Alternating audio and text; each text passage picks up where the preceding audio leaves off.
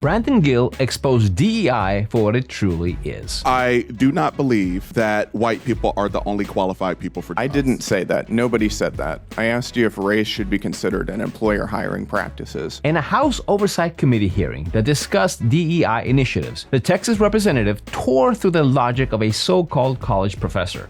And in another hearing, Josh Williams shared his thoughts on these programs. Diversity, equity, inclusion by mandate is insulting to me. That's why today's video is not to be missed, because we're not here to blindly follow parties. We're here for common sense. So, if you're an independent thinker, hit that subscribe button and let's jump right into it. Do you believe that America should be a colorblind society?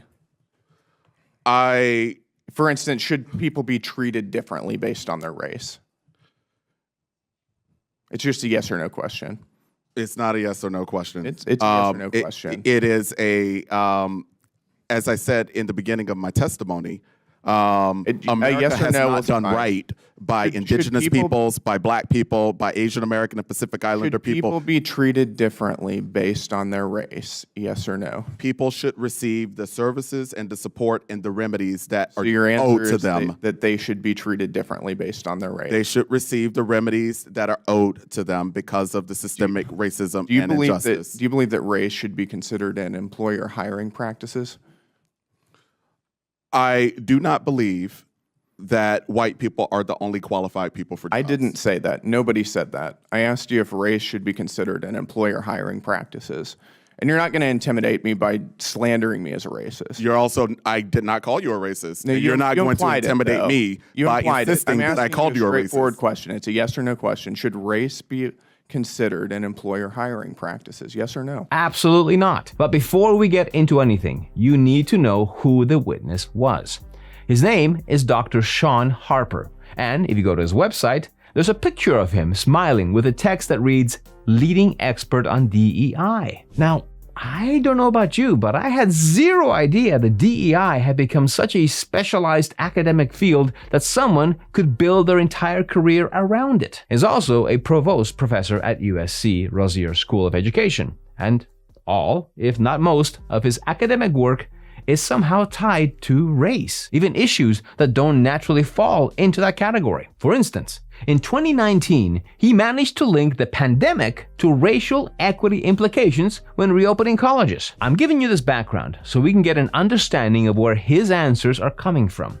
And trust me, it only gets worse. I believe that diversity ought to be considered as companies and other organizations attempt to reflect their customers, our country. I'll take that as a yes. Which race do you think should be preferred?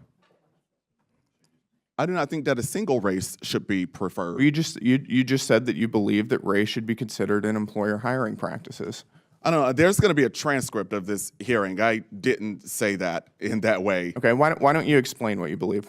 What I said and what I believe is that the demographic composition of workplaces, our nation's military, and so on, our Congress, ought to reflect the diversity of the United States of America. Racial demographic composition. Racial demographic, is that what you're saying? Racial, gender. Okay, so race should be a factor in employer hiring practices.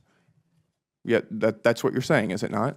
Organizations ought to attempt to match the diversity of their... You're hopping around the question. What he's really pushing for is a hiring system based not on individual merit or qualifications, but on identity markers like race, gender, or ethnicity, where each group is represented proportionally to the country's demographics. Now, that sounds good on paper if your goal is optics, but it completely ignores the fundamental purpose of a business. Companies exist to provide value, whether it's a product, a service, or both. They compete, innovate, and aim to grow.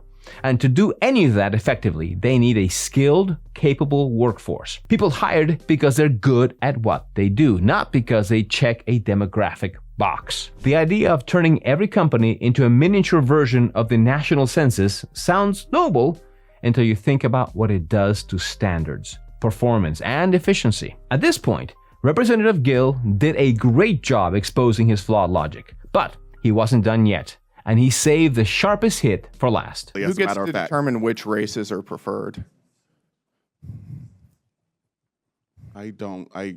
I already told you I don't have a single racial group. You just told me that you believe that the racial demographic makeup should be taken into account in hiring practices. And it should be reflected in all levels of companies and other organizations. Okay, let's talk about college admissions. If two different children are applying for college, let's say one is white and one is black, and there's one slot available, should they be evaluated based on the same objective criteria? Test scores, for instance. Are you familiar with holistic admissions? Should they be held to the same standards regarding test scores?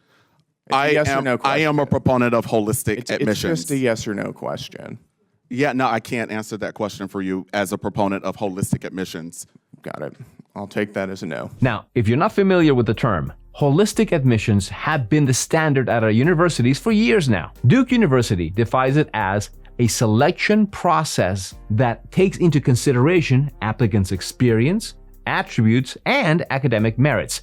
It allows admissions committee to consider the whole applicant, rather than disproportionately focusing on any one factor. In other terms, GPA or SAT scores don't hold the same value they once held. Instead, the focus is on a person's background, their identity markers, and how many demographic boxes they check. After all, this method ensures the campus becomes as diverse as possible. It's essentially the educational system's version of DEI, and it's changed the way merit is viewed in college admissions. In another instance, Representative Josh Williams explained in detail why such initiatives do the exact opposite of what they're designed to achieve. And the way he puts it is pure perfection. Diversity, equity, inclusion by mandate is insulting to me. And I'll explain it in detail. Diversity first. There's a great benefit to diversity. I believe that there's a benefit to having a diverse student body, a diverse boardroom, a diverse chamber, including the Republican caucus. I believe in diversity. But part of the government mandating diversity is it causes harm. It can promote racial stereotypes. Because I'm pretty sure if there was a room full of 99 white individuals and you said, oh, we at least want one black person in the room, and I get in it, you're going to believe that I'm not advocating for your issues, right? Just the color of my skin doesn't mean I carry a certain perspective. I think a certain way on a subject. Second, let's talk about this equity portion. Equity is just a closeted way of trying to put in quotas. That's all it is. If you believe that a room full of 100 people has to have 13 black members because that's the breakdown of society and you only find 5 qualified candidates, how do you get to your 13-member quota? You have to drop the standard in order to get more minorities in the room. Well, what does that do for the 5 members that got there based off their merit? What does that do for me, who has a Juris Doctorate, my wife, who has a master's degree, and has served in corporate rooms for 20 years? He's absolutely right. DEI programs might come from a well-meaning place, but they completely miss the mark. Instead of addressing the root causes, they try to mitigate the symptoms. My point is this: everyone deserves a fair shot, but that doesn't mean we should lower the bar. The better solution is to raise up those who've been left behind by investing in their growth. That starts with education from the earliest stages. Because if we want equal opportunity, we need to build it from the ground up, not patch it at the final stage of the process. I'd love to know your thoughts here, so let's get the conversation rolling in the comments down below. And if you want your friends to get their coverage from an independent source like us, share this video with them. That's how we end the grip of partisan media outlets. And remember, keep thinking.